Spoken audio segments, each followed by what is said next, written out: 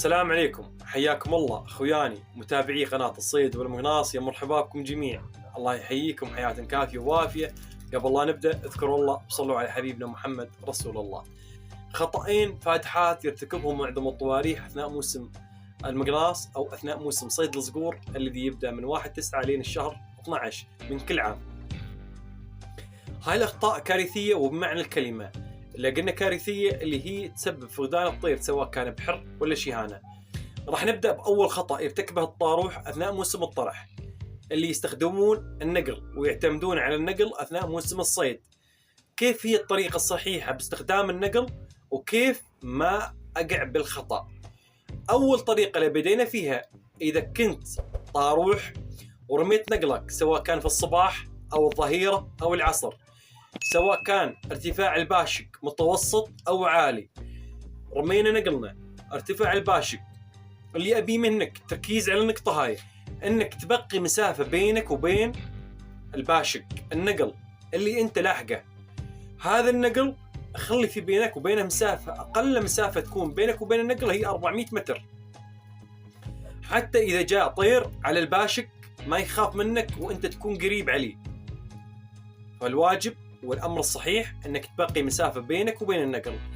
الخطأ اللي يقعون فيه الطواريح ركزوا عليه، رمينا النقل والحقنا النقل، نزل النقل على الأرض، يتوجه الطاروح مباشرة بعد ما ينزل الباشق على الأرض مباشرة بثواني بلحظات يكون الطاروح عند النقل حتى يشيله، أما يشيله حتى يرميه مرة ثانية أو يشيله حتى يتنقل لغير مكان. هذا الخطأ أول خطأ ركزوا عليه. يرمي النقل، طار النقل، لحق النقل المسافة، نزل النقل على الأرض، نزل الباشق لنقول على الأرض. الخطأ اللي قاعد فيه الطاروح انه توجه للنقل بشكل مباشر. انت الطاروح ما ابي منك التوجه للنقل، اتركه مدة لا تقل عن 5 دقائق. راح تقولي ليش؟ سبحان الله عز وجل اعطى الطيور حاسة بصر تميزها عن بقية الحيوانات. الجوارح عامة لديها حاسة بصر قوية. حن اغلب الوقت ما نكون شايفين الطيور طال عمركم بسبب ارتفاعات العالية أو يكون بعيد عنا ما نشوفه بعين المجردة، فأغلب الطيور تكون مسافتها بعيدة، شافت النقل بقوة البصر وحدة البصر الموجود عندها، شافت النقل هو طاير لكن المسافة بعيدة بينها وبين النقل. نقلك نزل على الأرض لكن الطير اللي شافها من مسافة بعيدة تم متجه باتجاهها، تم متجه باتجاه الباشق اللي نزل بالمكان هذا. الطاروح يجي يشيل الباشق والطير جايه. وكثير ما وقعنا بهذا الخطأ وتعلمنا من دروسنا، وحن ناخذ ايضا معلومات من الطواريح ومن الصقارين اللي وقعوا بهاي الاخطاء، حن ناخذ من اخطائهم وهاي الاخطاء نتعلمها حتى نتفاداها اثناء موسم المقناص. لا نزل نقلك على الارض ما اجي عليهم بشكل مباشر الا بعد اقل مدة 5 دقائق حتى اتوجه له. اذا نزل اجلس وراقب نقلي وين نزل وامسك الدربيل وركز عليه هو نازل. أتم 5 دقائق أقل مدة أنك تراقب باشقك على الأرض، يجي طير من السماء نازل عليه أو مع الأرض يكون من مسافة بعيدة شايفه لكن ما لحق يوصله. بهال5 دقائق يكون الطير اللي جاي من مسافة بعيدة وصل لعند الباشق ويضرب الباشق على الأرض ويحاول يشلها النقلية اللي هو فكرها صيدة ويعلق معاك على الأرض. والله يجعلك من أصحاب النصيب. الخطأ الثاني واللي أبي أيضا منكم التركيز عليه، وهذا مهم جدا، ضيعنا الطيور بسبب هذا الخطأ، وكثير من الطواريح ضيعوا شياهين وطيور بسبب هذا الخطأ. كذلك أيضا بطريقة النقل، سواء كان بارتفاع عالي ولا متوسط أو وقت الصباح ولا الظهيرة ولا العصر، رمينا النقل وطار النقل سواء بشكل مستقيم لاحقه أو بشكل دائري، بقينا مسافنا بينه وبين طيرنا. الخطأ اللي قاع فيه الطاروح أثناء تعليق الطير بالنقل، سواء كان بطير حر ولا شيهانة طال عمرك ولا أي طير علق باشقك في السماء. في عندك 3 حالات يعلق فيهن الطير. أول حالة إذا كنت من أصحاب النصيب والحظ، يقولون الحظ أحسن من مال مجموع. إذا كان حظك طيب والله يجعلنا وياكم إن شاء الله من أصحاب الحظ الطيب، يعلق الطير من أول ضربة، يعلق هواء الحالة الثانية الطير يمسك النقلية أو الشيهانة تمسك النقلية مسك، أو ينزلن وأنت تفكر أنها معلقات لكن هي ماسكتها مسك وما هي معلقة. الحالة الثالثة التطفير، بدينا بضربة الهواء اللي احنا نتمناها جميع، أول ضربة يعلق وينزل على الأرض. والحالة الثانية أنه يمسك النقلية مسك وينزل على الأرض. والحالة الثالثة اللي هي تطفير. كيف أنا كطاروح مبتدئ أو كطاروح هاوي أتصرف بهاي الحالة؟ هذا الخطأ اللي قاعد فيه الطاروح بسبب التهور، السرعة، الفرحة اللي ما لها داعي. طير ما هو بديه ما هو لي، ليش لا أفرح؟ لا تفرح إلا يوم الطير يصير بين يديك، تمسكه بين يديك وتحطها بين يديك، هاي هي الفرحة. أما الطير بعده ما هو بين يديك، هاي فرحة مي كاملة، لا تفرح.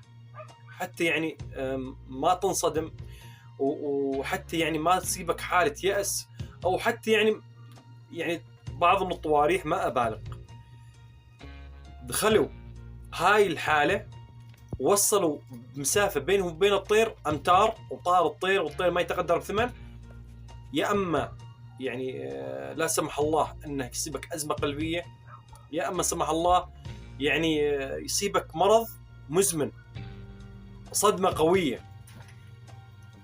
ما أبي أتشعب كثير، أبي منكم التركيز على طريقة التعامل مع الثلاث حالات.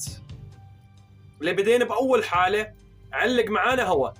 كيف أنا أعرف أن الطير علق معي هواء من السماء؟ من أهم العوامل اللي تخليك تعرف أن طيرك علق هواء. كثير من الأوقات يعلق معانا الطير مسافات بعيدة ما نقدر نشوفه بعين المجرد وما نقدر نقطع عليه. الدربيل هو اللي يخليك يقرب لك المسافة ويخليك تعرف أنها معلق هواء. إذا مسك دربيلك وكانت المسافة بعيدة بينك وبين الطير أو نزل من السماء، راح ينزل بشكل دائري، أو بعض الطوارح يسميها نزلة المروحة، بشكل دائري للأرض. إذا شفت النقلية اللي أنت حاط فيها العيون منفصلة، الباشق بجنب والنقلية بالنص والطير بجنب، راح تكون النقلية بالنص، تفصل بين الطير أو الشيهانة وبين النقل، وتبقى النقلية بالنص وينزل بشكل دائري. فابشر بخيرك، طيرك هوا علق وينزل الأرض. لانتقلنا للحالة الثانية، واللي هي طال عمركم أن الطير يمسك النقلية مسك، وأنت تفكر أن الطير علق، ينزل بشكل مروحة نفس أول حالة، ينزل من السماء للأرض، وأنت كل فكرك أنها معلق، وتاخذك اللهفة والفرحة والسرعة والتلبك، وتتجه مباشرة باتجاه الطير. عند ما تصير المسافة بينك وبين الطير أمتار قليلة، يطير الطير. ألا بالطير أنه ماسك مسك وما هو معلق، يجفل منك الطير، يخاف منك الطير، يرتعب منك الطير بعد الحالة اللي مر بيها من السماء للأرض، ويشوفك قريب عليه ما يهد معك ويعذبك كثير بالطرح. الطريقة السليمة كيف أتعامل مع الحالة هاي، إذا ما قطعت إنها معلق مزبوط، أخليه ينزل للأرض وامسك دربيلي وراقب.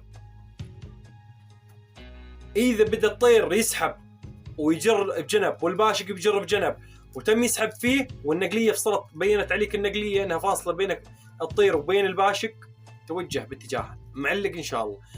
أما إذا مسكت الدربيل طال عمرك ونظرت بعد شوي لقيت الباشق بجنب والطير ابتعد عن الباشق أمتار، ابتعد مسافة وخلي مسافة بعيدة بينك وبينها، أبقى بمكاني أراقب، لأن الطير راح يرجع للنقل وياخذ أو يحاول يسحب النقلية من تحت الباشق. هنا أنت تكون جهزت الطعم اللي عندك من حمام، من قمري، من قطة، من سمان، جهزت العدة اللي عندك، شبكت. إذا ما علق الطير على الأرض تحاول تعطيه نقل ثاني أو تحاول تعطيه من الطعم اللي عندك. لانتقلنا طال عمركم للطريقة الثالثة، هي التظفير. كيف تتصرف مع الطير اللي ظفر عندي؟ تدور بشكل دائري حوالي الطير، تمام؟ أول دورة وثاني دورة، يوم تصير مسافة قريبة بينك وبين الطير، إذا شفته معلق بالنقلية وما نقاطع عليه مظفر بظافره ولا بصابعه معلق، أنزل للطير.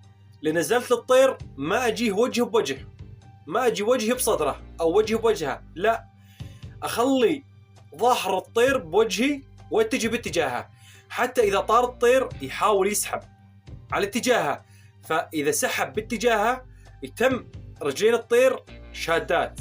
تمام؟ لو اوضحها لك، اذا جيت باتجاه الطير او تقدمت باتجاه الطير لا تخلي وجه الطير او صدر الطير بوجهك. اذا كان وجه الطير باتجاه الغرب انت تعله من الشرق واتجه باتجاه الغرب، حتى الطير اذا خاف منك يتجه باتجاه الغرب ويتم شاد رجله او ساحب رجله، ما يفكها، يتم شادها. اما اذا جيته وجه بوجه راح ينزل كفوفه على الارض ويندار باتجاه ما جيت انت ويطير. اذا فتح كفوفه طلعت العين او فكت العين وطار الطير بالتظفير، لان الطير يكون مظفر، يعني العين معلقه بالظفر فقط، مي داخل الاصبع. فانا فالكم النوادر اللي تسر الخاطر وتسعد القلب. هاي التجارب مثل ما نقول زودنا لبعضنا ونقصنا لبعضنا الطواريح، نحاول نكتسب قدر الامكان من المعلومات حتى نتفادى كثير الأخطاء اللي تواجهنا اثناء موسم الطائر. اذا عجبك الفيديو اتمنى منك ما تحرمني من الاشتراك، من التعليق، من اللايك. اتمنى منكم ايضا مشاركه هذا الفيديو، مشاركه الرابط مع اخوانكم الطواريح جميع مجموعات مواقع التواصل الاجتماعي حتى تعمل فائده للجميع. لكم مني كل المحبه والاحترام. السلام عليكم ورحمه الله.